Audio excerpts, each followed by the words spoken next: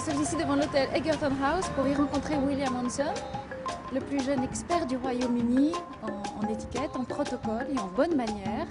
Il est consultant notamment pour la BBC et il n'a que 21 ans.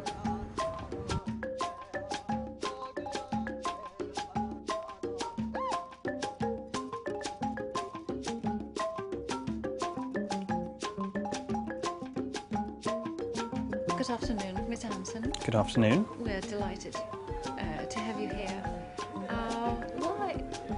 Why is afternoon tea etiquette so important?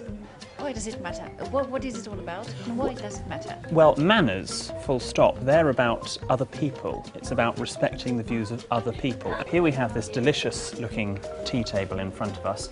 First things first is our napkins, so let's put our napkins on our lap. Just unfold it half and on the lap. It doesn't need to go out into the full square, but we'll start with tea first, the actual drink. So if you pass me your cup, I shall pour you the cup. Now you'll see we've got all sorts of other different objects here, like we have this tea strainer here. Now this is because the tea in here is made from tea leaves, so it's loose tea. Now there is a belief that people can tell what class you come from, what social class you come from, depending on if you put your milk in first or if you put your milk in last. In the big old houses in England and in France, the servants, so downstairs, they would have their mugs made out of pottery.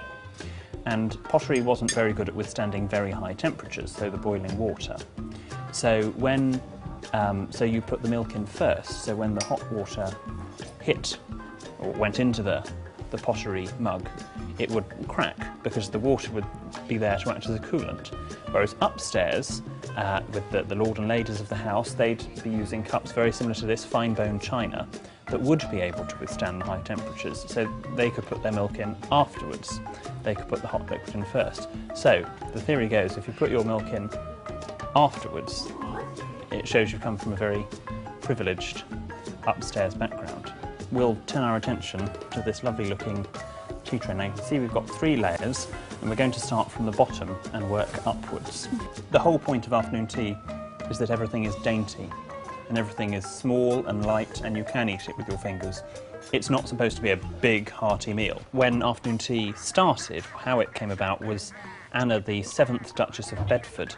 She was just getting a little bit hungry after lunch, before dinner, and she wanted just something very light. So she asked for her servants to bring her bread and water, and this then eventually evolved into what we see today, and she invited her friends to come round for tea, and they quite liked it, so they went back to their houses and got their servants to introduce afternoon tea, and it sort of caught on. And now we're going to move on to the first of the sweet courses, which is the scone. And we've got these absolutely beautiful looking scones here, and these just look divine. So if you'd like to take one, Isabelle. You don't cut the scone, or you shouldn't have to. You should be able to break the scone. You see the middle, and that's sort of where you want to break. And you see that comes away perfectly. The scone, it's jam first, cream second. I've invited you over for tea, or whatever meal, for dinner, for lunch, whatever. It is your obligation as a guest to, a few days after, ideally 24 hours after, you should be sending a thank you letter. And the thank you letter doesn't have to be long. Handwritten, of course, not on a computer. Computer written letters are for business, but handwritten letters saying how much you enjoyed it, even if you didn't, just tell a fib. And is the art of conversation the same during tea, at tea time, but during dinner? And yes, you start off talking for first course to the person on your left, and then main course, person on your right, and then of course the question is, who do you talk to during pudding? Do you talk to yourself? I mean, it's a bit bizarre, that rule. I think that's one we can let go. Depending on who you're with, if you're with friends that you've known for years, you will be talking about things that are sometimes quite serious. But if you're with people you don't know, then you may be talking just about the weather.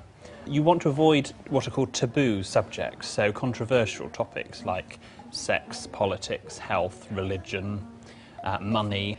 If you have tea maybe with a member of the royal family? It depends which member of the royal family. The older members, like the Queen, the Duke of Edinburgh, The general protocol is for them to ask you the questions, or they will initiate the topics, and you wait to be spoken to. The younger members, Prince William, Prince Harry, even to a certain extent Prince Charles, they're slightly more relaxed, and you can ask them questions. How's the wedding preparations going would be a good one for Prince William.